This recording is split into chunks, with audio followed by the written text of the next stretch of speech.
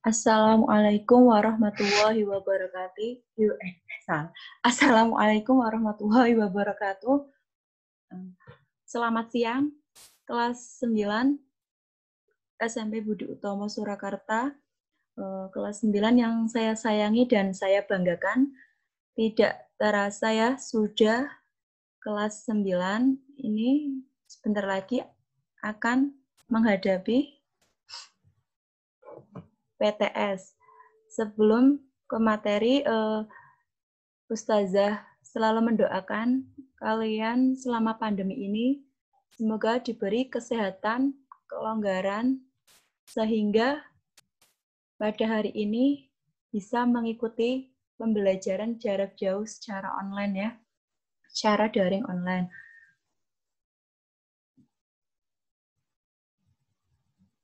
Tidak lupa untuk selalu menerapkan, saya mengingatkan kembali,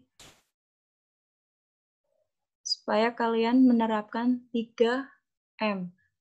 M yang pertama, rajin mencuci tangan. Yang kedua, menggunakan masker saat keluar dari rumah ataupun ada kepentingan. Yang ketiga, ini ya yang kadang ya tidak bisa ditinggalkan, tapi ya di masa pandemi ini amal solehnya ya berusaha untuk mengurangi aktivitas di luar rumah. Boleh keluar asalkan hal yang penting-penting. Menghindari kerumunan ya salah satunya. Di sini Ustazah Putik akan membahas tentang bab kelima semester genap ya, harmoni keberagaman masyarakat Indonesia. Yang A ini makna harmoni dalam keberagaman sosial, daya, ekonomi, dan gender dalam Bhinneka Tunggal Ika. Terus untuk yang B, permasalahan dan akibat yang muncul dalam keberagaman masyarakat Indonesia. Terus untuk yang C, upaya penyelesaian masalah dalam keberagaman masyarakat Indonesia. Ini harmoni keberagaman masyarakat Indonesia di sini ada 3 ya. Selanjutnya ini makna harmoni itu sendiri apa? Maknanya keberagaman sosial pada masyarakat Indonesia melahirkan bermacam-macam status sosial, mata pencaharian, serta kedudukan dan jabatan dalam masyarakat. Ini status sosial itu ya sangat penting juga ya. Terus mata pencaharian sudah dibahas di bab sebelumnya ya, keberagaman itu kan setiap daerah mata pencahariannya itu berbeda-beda, beragam juga. Misal seperti di daerah pesisir atau pantai, itu mata pencahariannya penduduknya sebagian besar mayoritas ini nelayan. Untuk contoh mata pencaharian di daerah pegunungan atau perdesaan itu berkebun ya, berkebun ataupun sawah, bersawah. Ini bercocok tanam. Rata-rata di daerah perdesaan ataupun pegunungan itu seorang petani. Jadi beda dengan daerah yang pesisir itu nelayan karena memang dekat laut ya. Jadi ya mau tidak mau mata pencahariannya dihasilkan dari laut tersebut. Serta ini kedudukan dan jabatan dalam masyarakat. Kedudukan dalam arti di sini seperti contoh di lingkungan sekolah ada jabatan sebagai kepala sekolah, dan jabatan wakil. Terus ada pula jabatan sebagai guru. Ini ada tingkat-tingkatannya ya, kedudukan dan jabatan dalam masyarakat. Untuk yang kedua, karena manusia sebagai makhluk sosial tidak dapat hidup sendiri tanpa bantuan orang lain. Ini memang sini manusia diciptakan tidak bisa hidup tanpa bantuan orang lain. Contoh saja seperti di lingkungan masyarakat. Kita juga membutuhkan tetangga ya, dan tidak boleh sombong. Kalau misalkan kita sakit, otomatis kan yang peduli itu sebelah rumah kita, atau selain keluarga, tetangga juga peduli. Itulah pentingnya berinteraksi sesama tetangga ya. Berinteraksi, tidak boleh sombong. Karena kita tuh hidup di dunia hanya sekali ya. Jangan menciptakan permusuhan ataupun tidak rukun.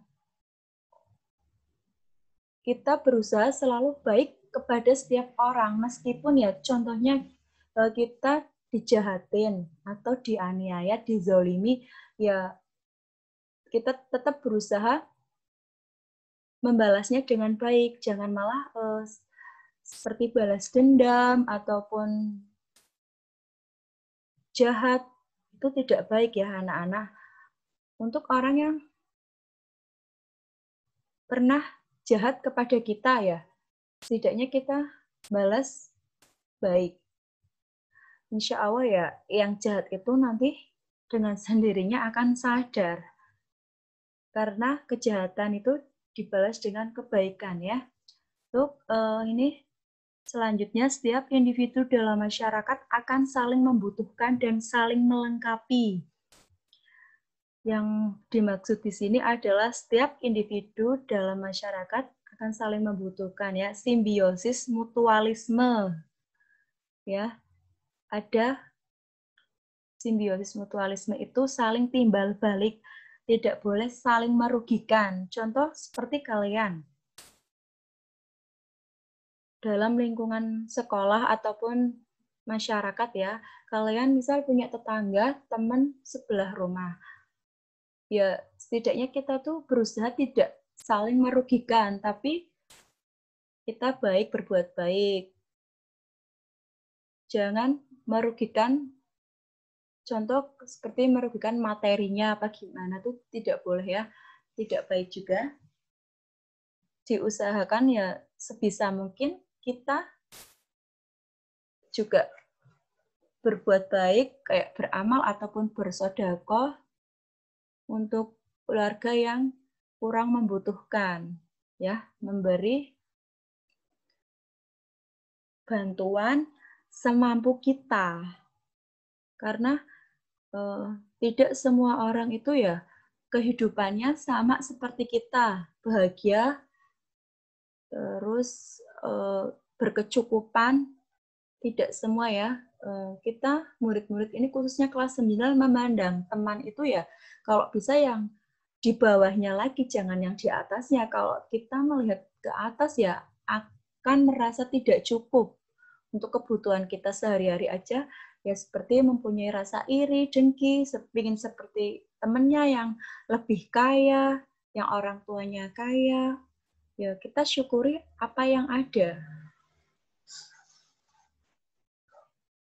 Selanjutnya ini keberagaman sosial, budaya, ekonomi, kondisi perekonomian masyarakat Indonesia beraneka ragam sesuai dengan tingkat penghasilan, pekerjaan, jabatan, maupun latar belakang pendidikan yang ditempuh sehingga taraf hidup masyarakat pun berbeda-beda ya. Ini contohnya penghasilan, misal penghasilan seorang buruh berbeda dengan PNS. Mengapa seperti itu? Karena ya kita memang beragam-ragam sih, itu sesuai juga dengan nasibnya juga sih, takdir juga. Karena tidak semua orang itu bisa meraih menjadi PNS. Ada juga selain PNS juga seperti pedagang itu malah penghasilannya lebih, ada yang lebih dari PNS kayak pedagang, ada juga yang sukses ya. Jadi PNS itu ya pegawai negeri sipil itu ya kalian melihatnya jangan buat jadi patokan akan kayak seperti hidupnya akan terjamin. Itu kan hanya menurut pandangan dari luar ya. Mungkin yang merasakan juga ya ada yang kekurangan atau bagaimana, kita kan tidak tahu. Taunya cuma dari luarnya saja. Banyak itu seperti penghasilan, jadi bos, jadi pengusaha, itu malah menghasilkannya lebih banyak, itu hampir tiap hari itu menghasilkan keuntungan yang banyak ya. Terus jabatan maupun latar belakang pendidikan yang ditempuh sehingga taraf hidup masyarakat ini berbeda-beda. Contohnya seperti antara anak yang lulusan SMA ataupun yang kuliah. Kalau kita kuliah S1, ya insya Allah dengan ijazah S1 kita juga lebih mudah mencari pekerjaan. Terus yang lulusan SMA juga tidak perlu minder ya, masih ada lowongan pekerjaan yang bisa menerima kalian. Jadi ya, memang ini kondisi perekonomian masyarakat di Indonesia memang beragam ya, beraneka ragam ya. Tidak semuanya menjadi pegawai, terus ya ada yang jadi pengusaha juga, ataupun berdagang.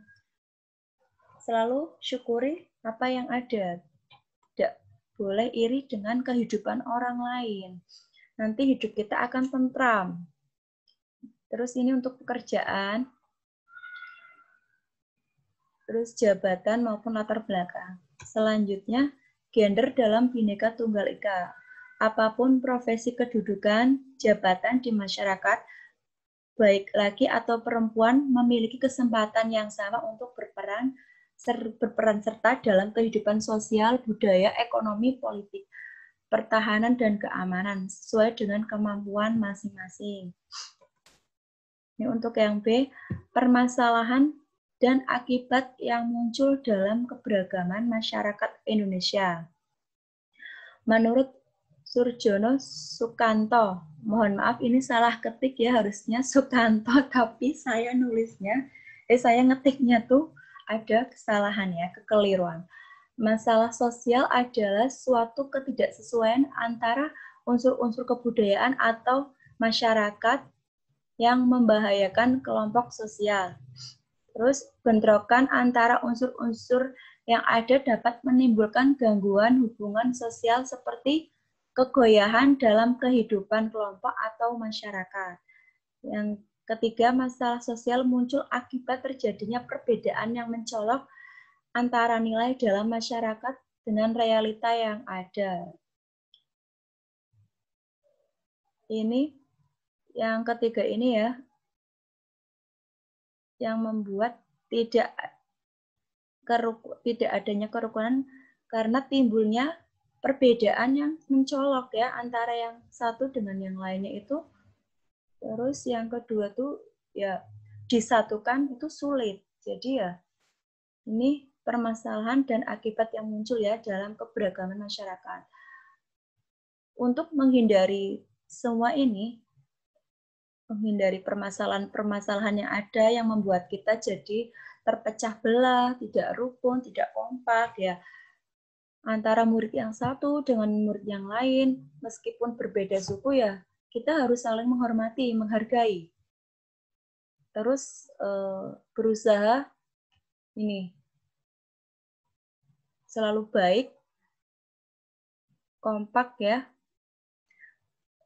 Setiap suku berbeda juga untuk bahasanya. Contohnya seperti murid yang dari luar Jawa ataupun Jawa itu kan juga bahasanya berbeda-beda ya. Tapi kalian harus saling menghormati, menghargai bahasa satu dengan bahasa yang lain. Selain itu, Ya, tidak boleh saling membeda-bedakan. Toleransi juga. Kalau untuk toleransi itu contohnya seperti kalian dalam lingkungan masyarakat. Ada tetangga kita yang mungkin di situ beda keyakinan ya. Kita berusaha tetap menghormati, menghargai pemeluk agama lain.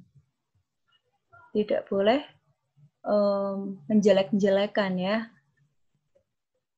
Untuk masalah sosial merupakan suatu kondisi yang dapat muncul dari keadaan masyarakat yang kurang atau tidak ideal. Ini ada 4 jenis faktor penyebab masalah sosial. Masalah sosial dapat dikelompokkan ini ya menjadi 4 jenis faktor penyebabnya, antara lain ekonomi, budaya, biologis, dan psikologis. Yang pertama, faktor ekonomi. Untuk yang kedua, faktor budaya. Yang ketiga, faktor biologis. Untuk yang keempat, faktor psikolog. Insya Allah nanti di pertemuan selanjutnya, Ustazah Putik akan menjelaskan 4 faktor ini ya. Cukup sekian penyampaian materi hari ini. Semoga bermanfaat untuk kelas 9 ya. Amal soleh dipelajari bab 4 dan bab 5-nya untuk persiapan nanti menghadapi PTS ya, semester genap. Ini nanti dipelajari bab 4 dan bab 5. Untuk materi ini sampai di sini ya. Kurang dan lebihnya Ustazah Putik mohon maaf yang sebesar-besarnya. Saya akhiri. Wassalamualaikum warahmatullahi wabarakatuh.